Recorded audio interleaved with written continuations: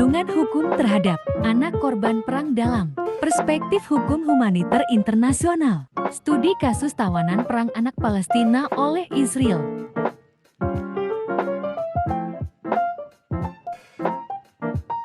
Metode, jenis penelitian yang digunakan adalah penelitian hukum normatif dengan jenis pendekatan, peraturan perundang-undangan, pendekatan kasus dan pendekatan konsepsual.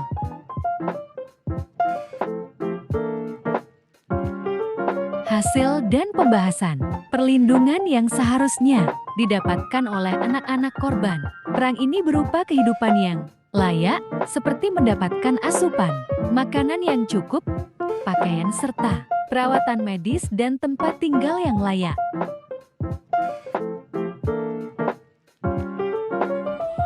Assalamualaikum warahmatullahi wabarakatuh. Perkenalkan, nama saya Eka Titi Nurmalasari dari Universitas Primagraha, Fakultas Hukum dengan NIM 210582. Di sini saya akan menganalisa terkait perlindungan hukum terhadap anak korban perang dalam perspektif hukum humaniter internasional. Studi kasus tawanan perang anak Palestina oleh Israel dengan dosen pengampu Ibu Heni Roheni SHMH. Nah, dari analisa perlindungan hukum terhadap anak korban perang dalam perspektif hukum humaniter internasional. Jadi, metode yang digunakan itu metode normatif dengan jenis pendekatan peraturan perundang-undangan, pendekatan kasus, dan pendekatan konsepsual. Sumber bahan hukum yang digunakan tidak terlepas dari aturan yang ada pada hukum internasional dengan mengkhususkan pada peraturan yang mengatur tentang hukum humaniter internasional. Teknik pengumpulan bahan hukum yang dilakukan adalah dengan cara menggali kerangka normatif dan teknis studi dokumen menggunakan bahan hukum yang membahas mengenai teori-teori hukum internasional, khususnya Konvensi Jenewa 1949. Nah, hasil dan pembahasan yaitu perlindungan yang seharusnya ditetapkan oleh anak-anak korban perang ini berupa kehidupan yang layak, seperti mendapatkan asupan makanan yang cukup, pakaian, serta perawatan medis dan tempat tinggal yang layak. Sejauh ini yang dilakukan oleh pihak Israel telah melanggar ketentuan hukum humaniter internasional, yang dimana melanggar HAM, merupakan tindakan kekerasan terhadap anak yang telah dijadikan tawanan oleh pihak Israel. Pihak PBB beserta negara yang terlibat Konvensi Jenewa 1949 seharusnya bertindak tegas terhadap apa yang dilakukan oleh Israel terhadap tawanan anak tersebut. Tawanan perang wajib mendapatkan jaminan kesehatan. Dalam hal ini, negara penahan atau tawanan perang wajib menjamin pemeliharaan mereka dengan perawatan kesehatan yang dibutuhkan oleh mereka.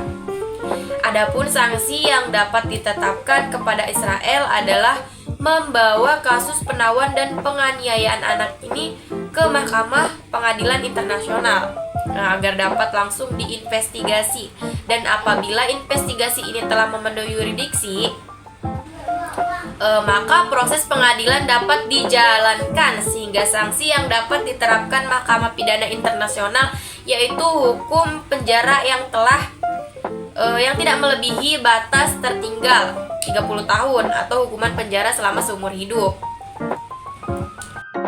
Nah, jadi pembahasan hukum internasional tidak selalu membahas tentang hubungan antara negara, hubungan internasional saja. Tetapi hukum internasional juga membahas tentang hukum humaniter internasional. Hukum humaniter internasional yang selanjutnya disebut sebagai HHI. Sebagai bagian dari hukum internasional merupakan salah satu alat dan cara yang dapat digunakan oleh setiap negara, termasuk oleh negara damai atau negara netral, untuk ikut serta mengurangi penderitaan yang dialami oleh masyarakat maupun anggota militer akibat perang yang terjadi di berbagai negara. Dapat ditarik kesimpulan dari kasus analisa tadi, yaitu yang pertama itu jurnal ini menggunakan jenis metode penelitian yuridis normatif. 2. Pihak PBB beserta negara yang terlibat Konvensi Jenewa 1949 harus bertindak tegas terhadap apa yang dilakukan oleh Israel terhadap tawanan anak tersebut. Karena sejauh ini yang dilakukan oleh pihak Israel telah melanggar ketentuan hukum humaniter yaitu melanggar HAM yang merupakan tindakan kekerasan terhadap anak yang telah dijadikan tawanan perang oleh pihak Israel. Yang ketiga, sanksi yang dapat diterapkan kepada Israel yaitu hukuman penjara yang tidak melebihi batas tertinggi 30 tahun atau hukuman penjara seumur hidup oleh Mahkamah Pidana Internasional.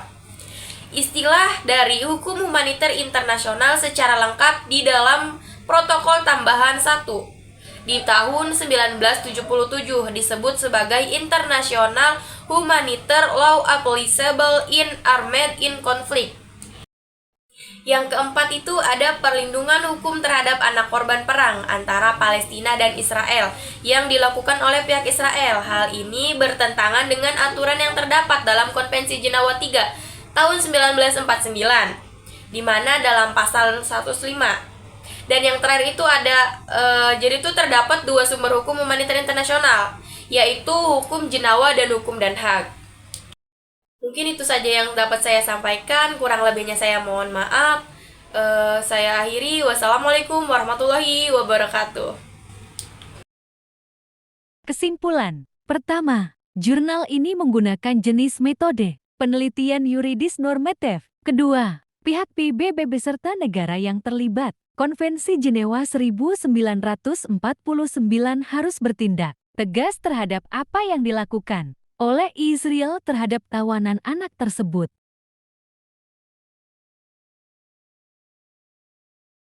Ketiga, sanksi yang dapat diterapkan kepada Israel yaitu hukuman penjara yang tidak melebihi batas tertinggi 30 tahun atau hukuman penjara seumur hidup oleh Mahkamah Pidana Internasional.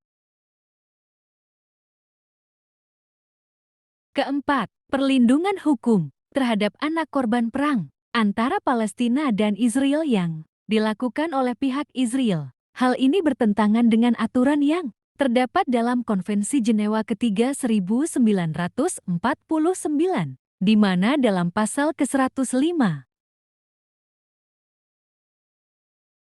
Kelima, yaitu terdapat dua sumber hukum humaniter internasional yaitu hukum Jenewa dan hukum Den Haag.